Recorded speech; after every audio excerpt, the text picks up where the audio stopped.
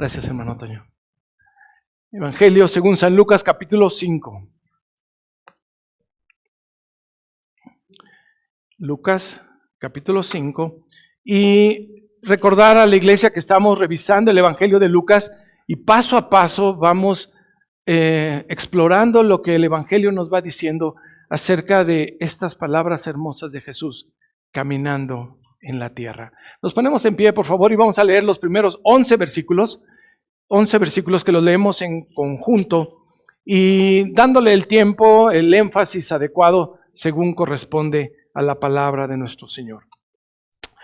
Dice así la Escritura: Aconteció que estando Jesús junto al lago de Genesaret, el gentío se agolpaba sobre él para oír la palabra de Dios. Y vio dos barcas que estaban cerca de la orilla del lago, y los pescadores habían descendido de ellas y lavaban sus redes. Y entrando en una de aquellas barcas, la cual era de Simón, le rogó que la apartase de tierra un poco, y sentándose, enseñaba desde la barca a la multitud. Cuando terminó de hablar, dijo a Simón: boga mar adentro y echa vuestras redes para pescar. Respondiendo Simón, le dijo: Maestro, toda la noche hemos estado trabajando y nada hemos pescado, mas en tu palabra echaré la red. Y habiéndolo dicho, encerraron la gran cantidad de peces y su red se rompía. Entonces hicieron señas a los compañeros que estaban en la otra barca para que viniesen a ayudarles, y vinieron y llenaron ambas barcas de tal manera que se hundían. Y viendo esto, Simón Pedro cayó de rodillas ante Jesús, diciendo: Apártate de mí, Señor, porque soy hombre pecador.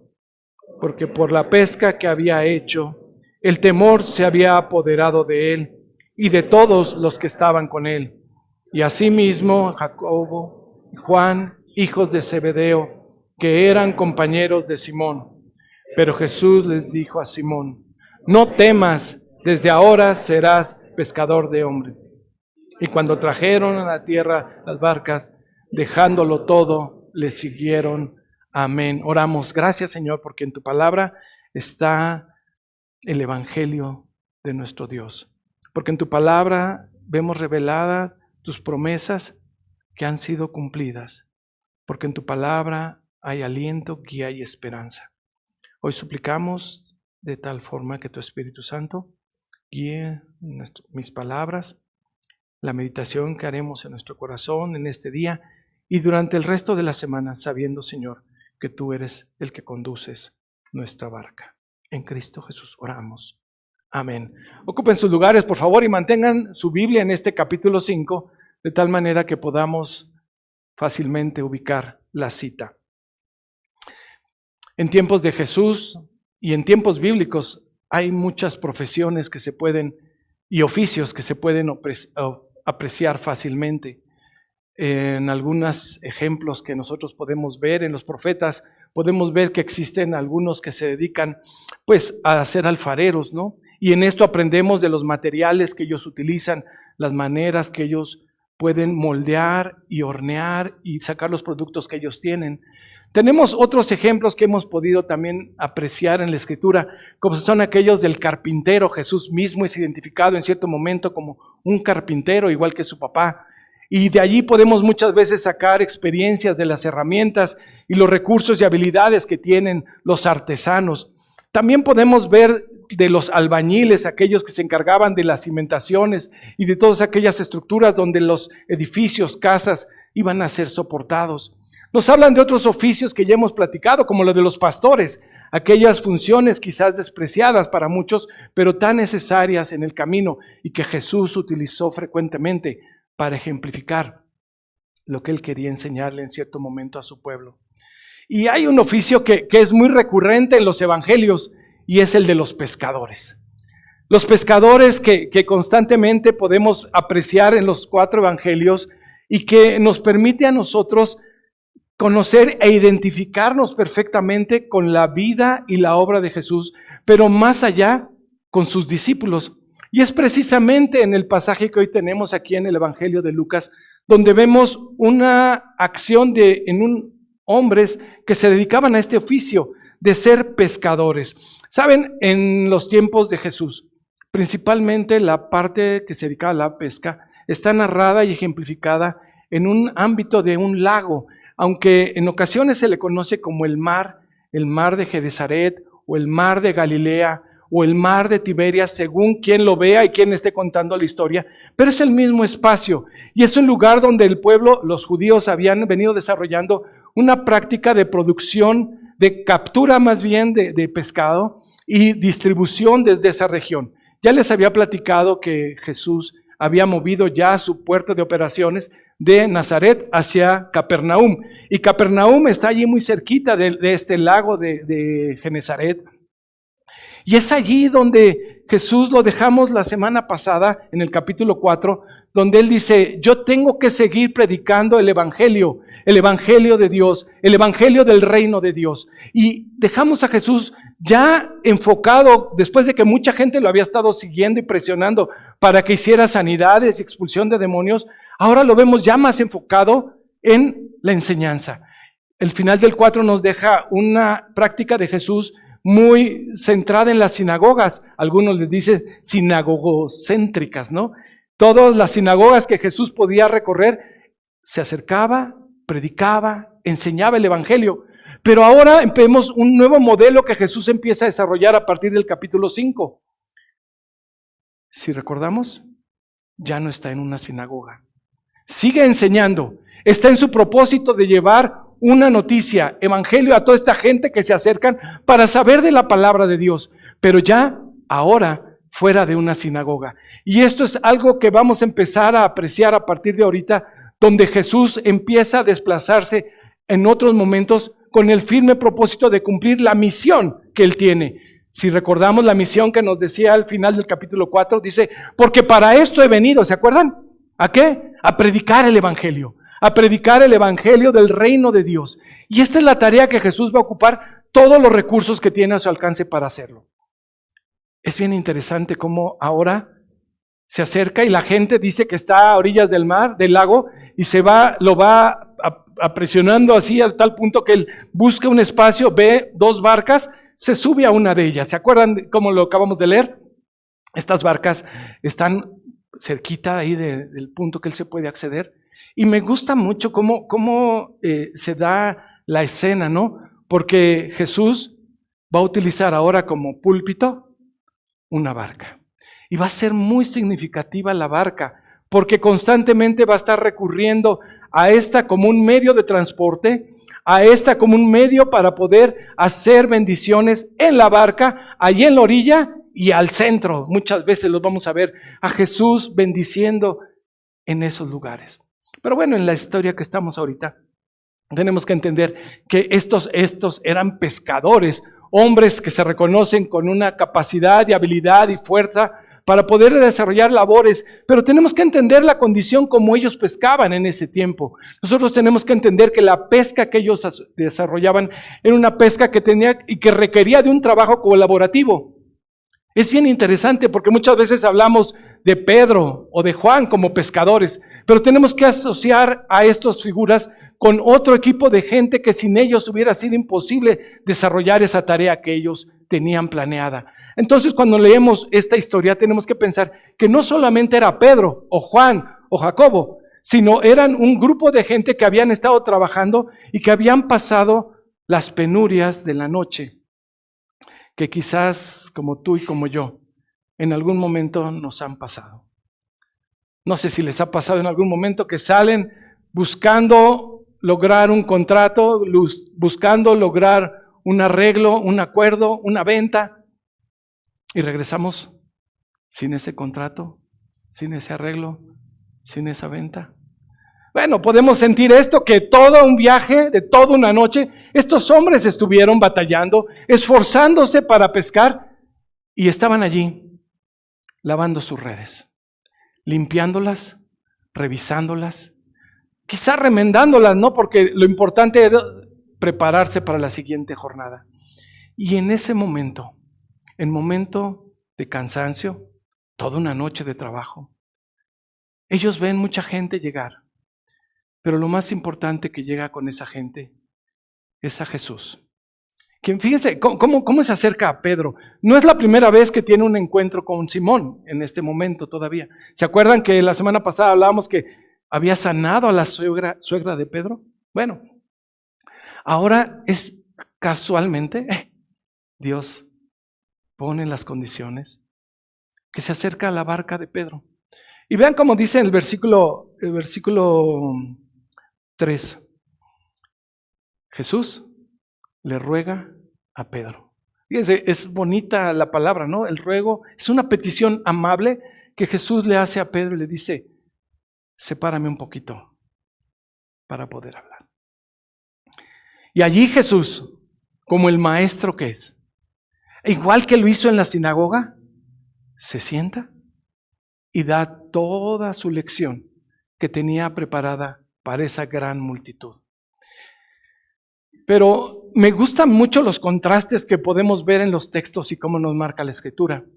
Porque vemos cómo en los primeros versículos que leímos hay un gentío, dice literalmente la Escritura, que están atentos para recibir la palabra, pero de pronto se cierra la clase y empieza la enseñanza importante para un grupo de personas con las que Jesús quería tratar. Todo este pasaje que leímos, el personaje principal con quien trata Jesús es con Simón. Y no nos dice la Escritura cuál fue la lección de Jesús, no nos dice cuál fue la materia que desarrolló en ese momento. Solo sabemos que era palabra de Dios la que la gente quería escuchar y solo sabemos que Jesús, de acuerdo a la misión que tenía, estuvo enseñando lo que correspondía a que supieran del reino de Dios. Pero la enseñanza empieza para Simón, después llamado Pedro, y para nosotros en el día de hoy en este pasaje a partir del versículo 4. Porque después de haber hecho una petición amable Jesús y de haber enseñado desde la barca, ahora Jesús tiene un diálogo diferente con Simón. Versículo 4. Y le dice, cuando terminó de hablar, esto es con la gente que estaba allí, le dijo a Simón, boga mar adentro. Fíjense que es muy interesante que cambia el tono. Ya la palabra que nosotros tenemos hermosa ahí en nuestro español, en la Reina Valera, boga mar adentro, se oye así hasta como para un poema, pero es un mandato. Es un verbo, una instrucción que tiene un tono imperativo donde le está diciendo el Señor a Simón, vamos para allá. Y eso es algo que nosotros tenemos que ver, el cambio del tono que tiene la palabra aquí.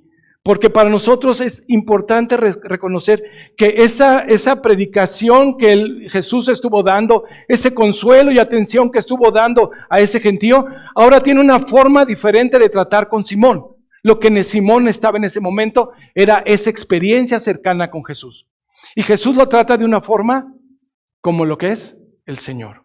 Y le dice, boga mar adentro. Fíjense que la parte interesante es que nosotros tenemos muchas veces la diferencia cultural de que no podemos comprender quizás la magnitud de lo que significaba para ellos esta instrucción. Mi referencia más cercana quizás sean las lanchas en Chapultepec o quizás en Janitzio, lo que hemos visto en las fotos, ahora ya casi hay poquita agua.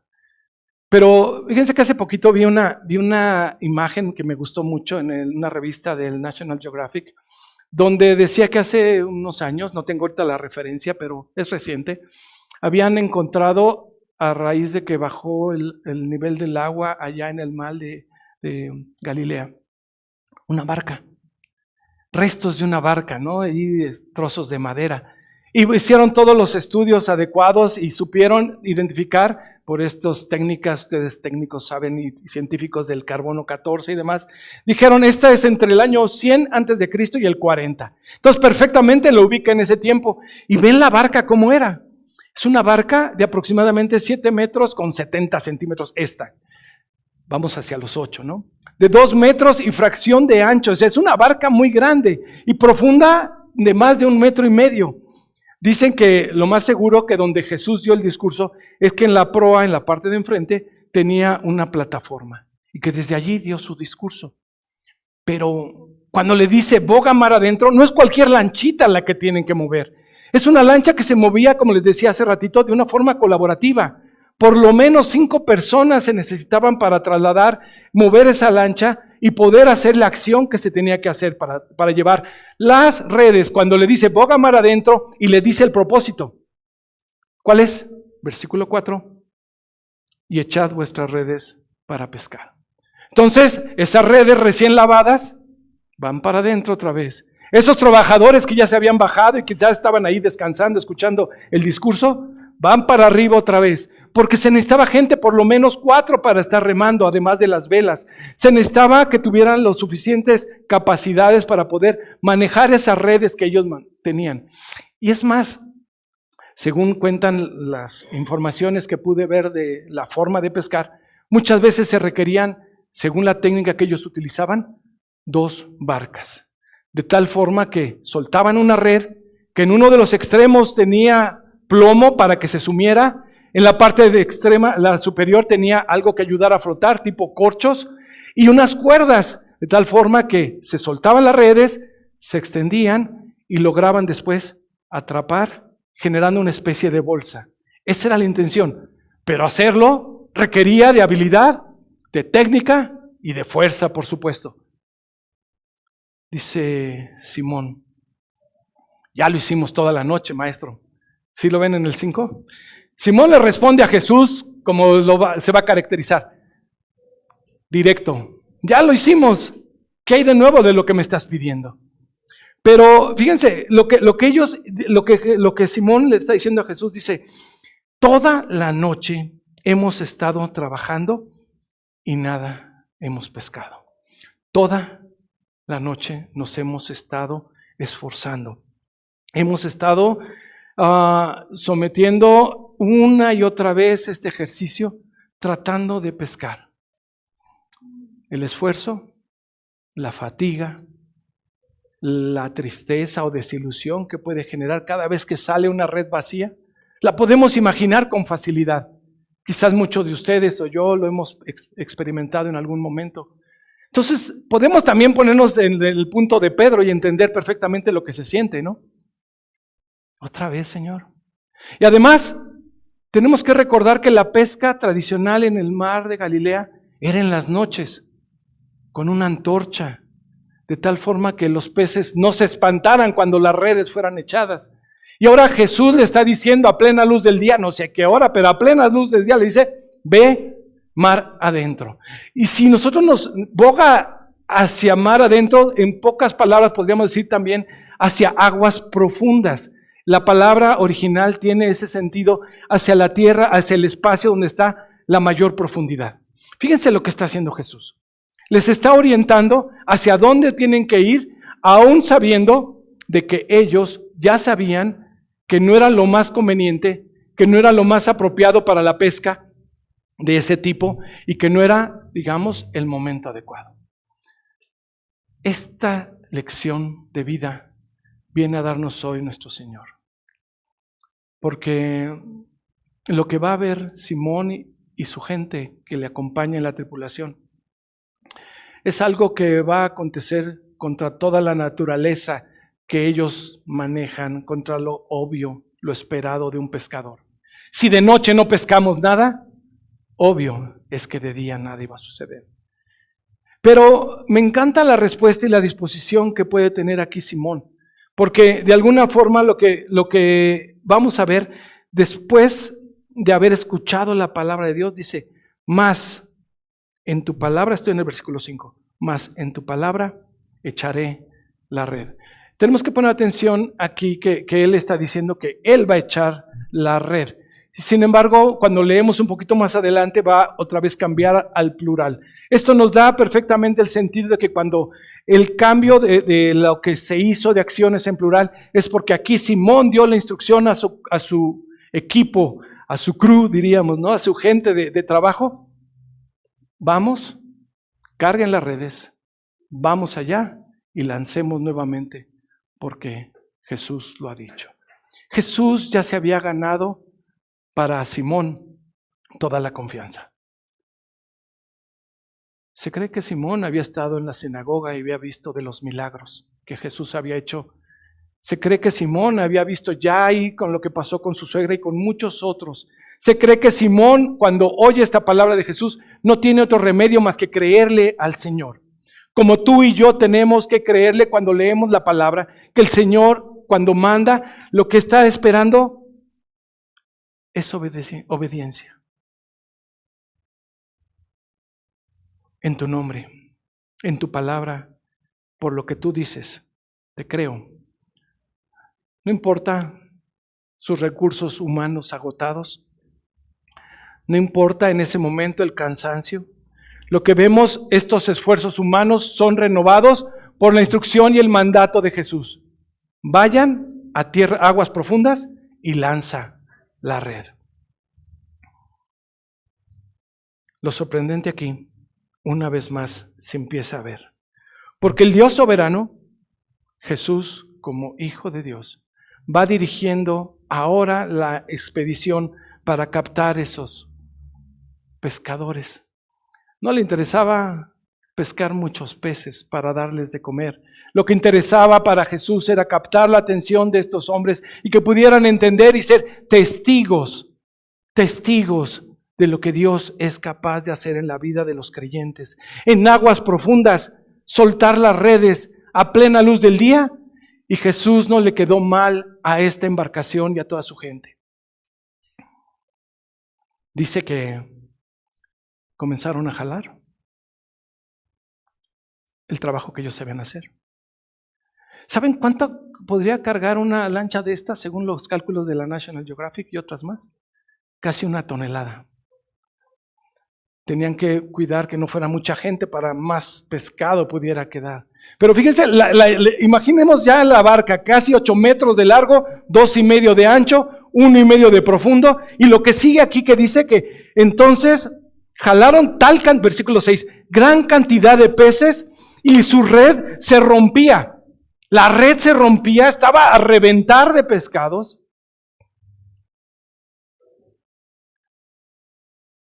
Y ellos, en el 7, piden ayuda. Vengan, ayúdame porque esto es mucho. Y llega la segunda barca, ¿y qué es lo que encontramos aquí?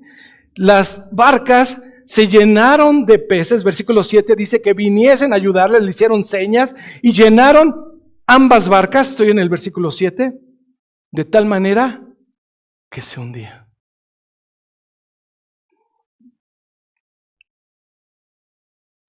¿Se pueden imaginar ese momento? Yo creo que ya no pensaban en el dolor de sus brazos por el esfuerzo físico. Yo creo que ya no pensaban en el desvelo de una noche frustrante. Yo creo que estaban emocionados, cantando, gozosos, alabando al Señor. Yo no sé cuál sería tu reacción, y si has vivido esa experiencia, recuérdala y glorifica al Señor. De que de pronto, de la nada, tu barca se llena. ¿Qué efecto puede tener en la gente? Vean lo que pasó en Simón. En Simón tuvo un efecto tremendo, porque lo que vemos nosotros es que lo lógico para un pescador experimentado, que a esa hora del día no iba a pasar nada. Iba a seguir la barca vacía. Y quizá le iba a decir, ¿ya ves, maestro? Te lo dije. Pero Jesús le da una lección tremenda de vida. Y la reacción de Simón es la que a mí me impresiona grandemente, porque vemos a un Simón, que lo que le dice cuando se da cuenta de lo que está pasando, que es contra naturaleza, contra lo lógica, contra lo obvio, le dice, aléjate de mí. Aléjate de mí. Cuando una persona es capaz de percibir la gloria del Señor, no le queda de otra más que reconocer su condición. Hay un pasaje en el Génesis capítulo 18 donde Abraham En cierto momento está en un diálogo con Dios y cuando cae en cuenta con quién está dialogando, dice: ay de mí que soy polvo y ceniza. ¿Se acuerdan de Isaías? Apocalipsis 1, dice Juan: cuando lo vi, caí como muerto. ¿Quién se puede resistir a la santidad de Dios? Lo que Pedro está diciendo: aléjate de mí. ¿Por qué? Porque soy pecador. Aléjate de mí, apártate de mí, Señor, porque soy un hombre pecador. Es importante reconocer nuestra condición. Humanamente, muchas veces decimos: bueno, si no le hago daño a nadie, si no lastimo a nadie.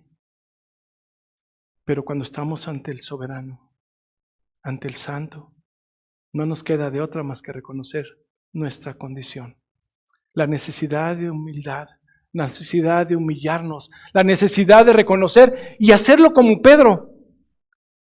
Vean cómo reconoce a Jesús. ¿Cómo le dice? Señor. Apártate de mí, Señor. Es la primera vez que una persona en el Evangelio de Lucas reconoce a Jesús como Señor. Hemos oído a los ángeles, hemos leído de los demonios que reconocen al Hijo de Dios, pero aquí es Pedro, ahora reconociendo el señorío de Cristo. Apártate de mí. Y la reacción siguiente, cuando Pedro se reconoce quién es su condición, y la reacción siguiente de decirle y declarar con su boca que es el Señor, se va de rodillas. De rodillas ante el Señor. Vean cómo paso a paso lo va doblando la santidad de Dios, la magnificencia del Señor, y reconocer tu propia condición humana y doblarte ante el Señor. Y dice: viendo esto, Simón Pedro cayó de rodillas ante Jesús. ¿Cómo se sentía Pedro? Quizás los otros pescadores estaban echando los pescados y estaban ya que no se les hunda más su barca. Pero Pedro ya quitó la vista de la barca, de los peces, de su necesidad. Y ahora está bien enfocado en donde debe de estar. Su vista bien puesta en Cristo. ¿Cómo se sentía? Como un pecador.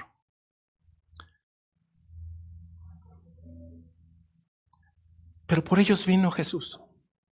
Fíjense, Jesús después de tratando con otro discípulo que después llama, que también se conoce como Leví, le dice en el versículo, en el último versículo, el 32 del capítulo 5, nada más como una referencia, dice: porque no he venido a llamar justo, sino a pecadores al arrepentimiento.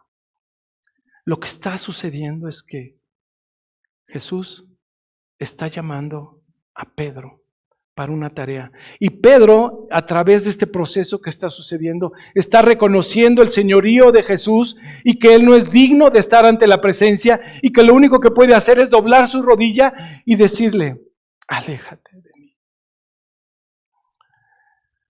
Lo más maravilloso que sucede allá en alta mar es que es donde allí en el espacio de trabajo de Pedro, donde cuántas noches habrá pasado allí en vela, el lugar donde mucha gente allí había sacado el producto cotidiano de su supervivencia y de negocio y de vida, allí en medio del mar, Jesús se le revela a Pedro como el Señor. Y lo más especial que viene para ti y para mí es que Jesús no lo deja en esa condición. Pedro, o Simón, como aquí se le conoce, estaba, versículo 9, apoderado de él por el temor. No es el primero que le pasa. ¿Se acuerdan de Zacarías? Lo vimos hace poquito. Cuando hubo la revelación del ángel, tuvo miedo y el ángel le dijo: no temas. ¿Se acuerdan de María? No temas, le dice. ¿Se acuerdan de los pastores que les dicen: no temas? Ve a Pedro que le dice ahora: ¿Qué le dice Jesús? Y ahora es Jesús. Ya no es un ángel. Le dice Jesús, no temas. Vean, hermoso el pasaje del versículo 10. Jesús le dijo a Simón, Simón, no temas, no temas. Esto que está pasando es con un propósito. Simón, no temas. Yo estoy a cargo aquí en esta barca. Simón, no temas. ¿Qué ha generado para ti duda, aflicción, temor? Yo no lo sé. Para algunos hoy es una enfermedad. Para otros es que su barca está vacía. Llámese refrigerador, cuenta de banco, negocio, lo que sea. Para otros es la soledad.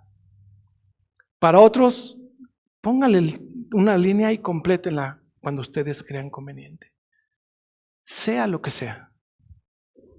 Cuando nosotros percibimos la presencia de Jesús en tu entorno, en tu barca, en tu caminar, podemos estar seguros que el Señor está en control. Y lo único que pide el Señor es que le creamos y que le obedezcamos. Que si el Señor dice, camina en ese sentido, ve hasta las aguas profundas, cumple lo que yo te pido. Lo demás está de mi parte. Y en el momento que eso suceda, serás una vez más sorprendido por la gracia del Señor. El regalo de Dios para tu vida. No temas hacerle caso al Señor. Es lo más seguro que le puede pasar a tu vida. Escuchar su voz y obedecerle. Una de las grandes críticas que se le hace al cristianismo moderno de cualquier denominación es que podemos jactarnos del manejo de doctrinas, del manejo de información y de datos. Creo que el ejemplo que nos da la Biblia el día de hoy es contundente. Creerle a la voz del Señor. Dice la Escritura que desde ahora le dice Jesús a Simón, serás pescador de hombres. No a todos hace el llamado el Señor para dejar toda actividad y dirigirse a ser pescador de hombres. Inclusive, ¿saben? La palabra que utiliza para pescador en este momento es más bien capturar más que pescar, porque quizás pescar que pensamos casi que es matar a los pececitos, es capturar con vida. Es una palabra diferente y tiene gran sentido cuando nosotros podemos seguir el Evangelio de Lucas y llegamos a Hechos de los Apóstoles. Y me acuerdo de ese pasaje y de esa predicación de Pedro hablando con muchísima gente después de la llegada del Espíritu Santo, una captura de una red tremenda de más de 3,000 personas, haciéndose realidad las promesas del Señor. Lo que nosotros estamos viendo al abrir cada día el Evangelio es estar viendo cómo Dios tiene un plan perfecto que se va cumpliendo. Y que ahora Jesús venía haciéndolo solito. No necesitaba más, pero ahora necesitaba testigos que caminaran junto de Él, que caminaran con Jesús, que vieran de estas maravillas para que después ellos la pudieran contar. Me encanta la expresión que tiene aquí el texto bíblico, porque yo no sé cuál sería mi reacción. Piénsalo. Esperabas una pesca especial, normal quizás una noche, y no hubo nada. Y después tienes abarrotados tus barcas. Vamos a hacer cuentas, por lo menos 2 toneladas. Y ahí las dejas por seguir al Señor. Tremendo el llamado. Pedro, Juan, Andrés y Jacobo son de las primeras pescas que podemos ver en el Evangelio de Lucas, como parte de un plan de Dios, que ha permitido que hoy nosotros podamos ser parte de esa cadena de producción de pescadores. Yo no sé lo que el Señor tenga para tu vida. Pero si nosotros nos atenemos a los diferentes oficios que se perciben en la Biblia, perfectamente se pueden aplicar a las actividades cotidianas que tú desarrollas. A lo mejor como contador, a lo mejor como administrador, como médico, como enfermera, a lo mejor como en un taller, en un laboratorio. Yo no sé cuál sea tu tarea, pero lo que sí estoy seguro es que el Señor sigue llamando a las personas, hombres, mujeres, jóvenes, estudiantes, grandes, jubilados, retirados, a todos, a hacer una tarea. La más importante que hoy tenemos es permitir que el Señor sea el que se haga cargo de la barca. Permitir que el Señor sea el que hable y nosotros obedezcamos. Permitir que el Señor sea el que gobierne tu caminar, el de tu vida, de tu familia, de los tuyos. Permitir que el Señor te gobierne, nos gobierne como familia y como iglesia. Reconocer, como hemos estado viendo en la Escritura, que nos habla del reino de Dios. Y el reino de Dios es Jesucristo, que es el jefe y cabeza de la iglesia. Nadie más. Es Jesucristo al que tenemos que oír cuando nos dice, confía en mí. Es Jesucristo el que le dice, no tengas miedo. Es Jesucristo el que le dice a su iglesia, sígueme, sírveme.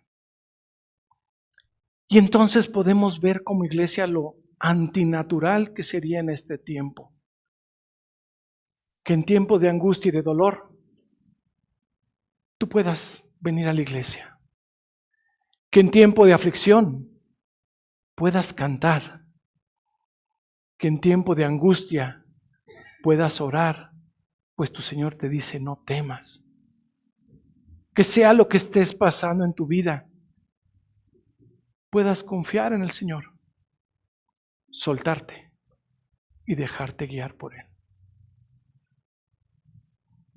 Dejándolo todo, le siguieron. Yo no sé el llamado que te haga el Señor en este día, pero si sueltas un temor, ya le hiciste caso. Si sigues su voz y obedeces lo que Él quiere para ti, ya le hiciste caso. Lo importante es que, de acuerdo a lo que el Señor tenga contigo, el reto que tenga contigo, la tarea que ha encomendado a su pueblo, es tiempo de hacerle caso. Cuando el Señor se sube a tu barca, es el Señor el que se sube. Tú no lo invitaste. Es el Señor el que dirige. Mi tarea como iglesia es seguir su voz. No dejemos que otros ruidos, otras voces, empañen lo más importante. Tal como los pescadores en ese tiempo tenían que trabajar en equipo. Tenían que remar y seguir adelante, pero ahora guiados por su capitán. Confiemos plenamente y dejémonos guiar por nuestro Señor. ¿Oramos? Gracias, Señor, porque tú eres nuestra guía. Gracias, Señor, porque tú nos has considerado, aunque indignos somos. Pero como hemos cantado, es por tu gracia y es por tu amor. Hoy te pedimos, Señor, que si algo afecta mi obediencia a ti, si algo me impide escuchar tu voz, si algo me limita, Señor, a hacerte caso, te pido, Señor, te suplico, Señor, que tomes nuestras vidas, que nos liberes de todo temor y nos permitas caminar siendo guiados por nuestro Salvador. Toca la vida de tu iglesia, de cada uno de tus hijos, porque te necesitamos, Señor. Y permítenos también entender que en este país que tú nos has colocado, un país que tiene grandes retos por delante y que necesita pescadores de hombres, tal como los que llamaste allá en el mar de Galilea. Usa la vida de esta tripulación, de esta iglesia, y que seamos todos guiados por nuestro capitán, que es Cristo, nuestro Señor, en cuyo nombre oramos y ponemos nuestras vidas. Amén. Confirmando nuestro deseo de servir al Señor, te invito a ponerte en pie y cantar este himno.